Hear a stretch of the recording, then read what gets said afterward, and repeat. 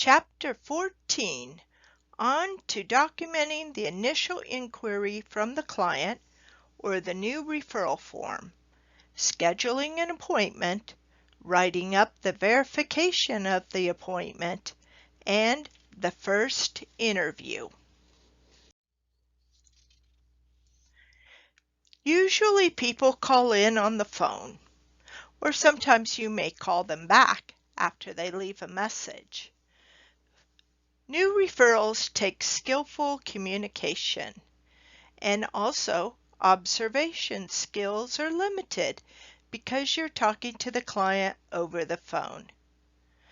The purpose of the new referral is to ascertain the problem and offer assistance, and then to schedule an appointment to have the client come in. Initial inquiries. We cannot accept the word of another person. You must be speaking to the person requesting the services or the appointment. There are some exceptions. So if the person is incapable, perhaps because they're mentally ill, or unavailable, like the client is in jail or in residential treatment, to call themselves, then you can talk to their parent or their spouse or a friend even to schedule the appointment. It is also allowed if the appointment is to be given to a child and the parent is calling. An elderly person or an infirm person and someone else calls on their behalf, then that is okay. And of course, an interpreter for the person perhaps who speaks a different language. You can talk to the interpreter and schedule the appointment. Walk-ins happen and the client walks in. They should be seen whenever possible on the same day that they walk in. Usually the client feels that their situation is urgent. And if you see the person now, even for a brief time to schedule a future appointment, you could prevent significant problems from cropping up in the future. The new referral form, take a look at it. It's in the Files menu under Forms folder. It's called New Referral or Inquiry Form. And here are the instructions to fill out the form. This is one of your assignments for this week. I'm not going to read through it, but the purpose is, though, that you have the instructions in the PowerPoint.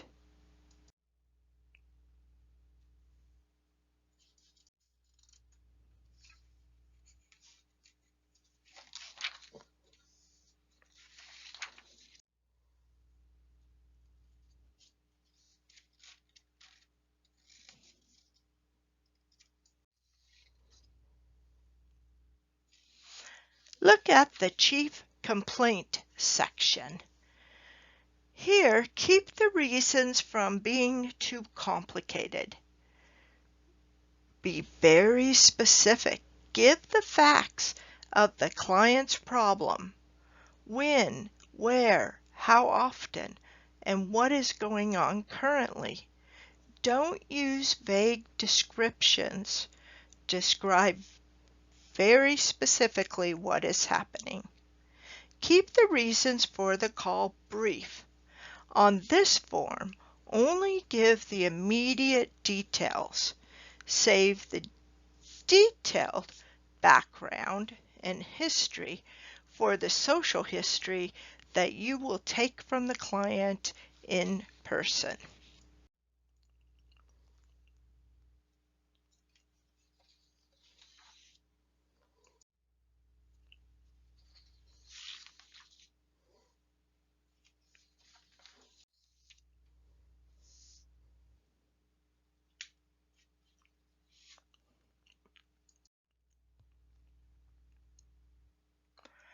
In the Chief Complaints section of the new referral form, always end this section with a sentence or two about how the client sounded on the phone or how the client seemed to you.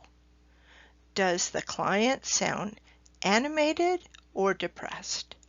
Does the client speak normally or seem pressured or vague?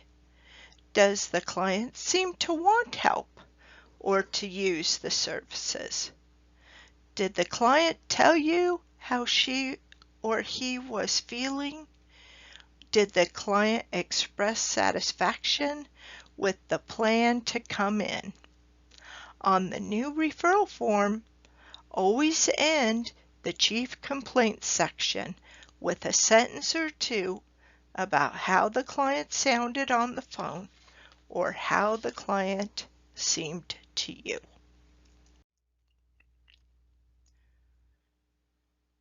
Set up an appointment for the caller on the phone at the time of the call, if at all possible. If the client is not willing to set up an appointment, then be sure to let them know how to come in, how to make an appointment in the future, or to have them call again.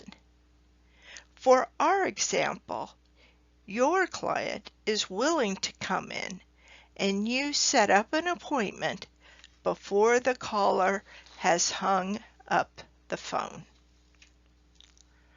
So then the next step is to send a letter verifying or confirming this appointment that you set up.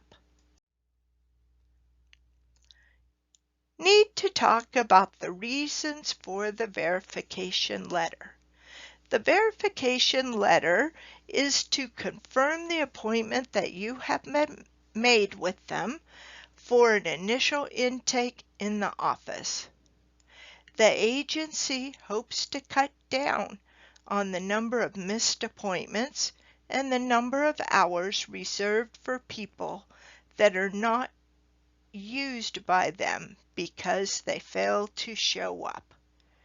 Too many agencies have more clients than they can see easily. Long waiting lists are the results. An agency cannot afford to waste an hour on a person who does not come in for a scheduled appointment. Although it may give the individual worker a much-needed break and time to catch up on paperwork, it is also an hour for which the agency will not always be reimbursed because no services are given. On the slide are the instructions for how to fill out the verification of appointment form. This is the second form that will be due this week.